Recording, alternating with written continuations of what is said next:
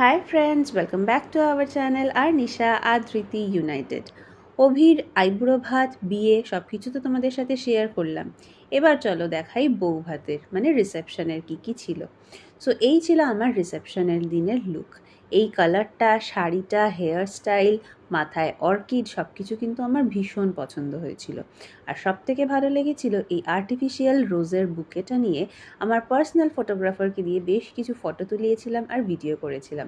প্রত্যেকটা কিন্তু বেশ সুন্দর সুন্দর হয়েছিল। ঘর থেকে নামতেই ভেন্যুতে পৌঁছে গেলাম, সেখানেও কিছুক্ষণ একটু ফটো তুলে নিলাম, একটু ভিডিও করে নিলাম।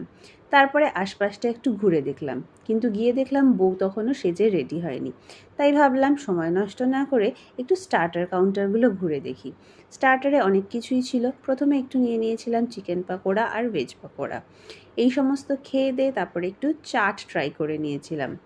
আর ওই যে কী আর বলবো, বিয়েবাড়িতে গিয়ে যতই ভাবি ফুচকা খাবো না, কিন্তু সেই টক জলের গন্ধটা আমাকে এত অ্যাট্রাক্ট করে, তখন আর নিজেকে আটকে রাখতে পারি না, কয়েকটা ফুচকা খেয়েই নিই। তারপরে বর বউ চলে আসলো, তাদের সাথে দেখা করে নিলাম, কিছু ফটো তুলে নিলাম। তারপর চলে গেলাম খাওয়ার জায়গায়। তো প্রথমেই চলে আসলো মেনু কার্ড, জলের বোতল, কাঁসার থালা, তার উপর পদ্মপাতা।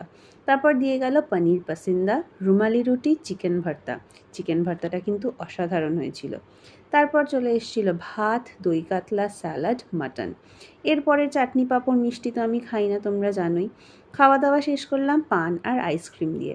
আর বিয়েবাড়িতে গিয়ে একটা পানে আমার ঠিক হয় না, তাই চেয়ে নিয়েছিলাম দুটো পান। সো আজকের জন্য এটুকুই। Tata, bye bye.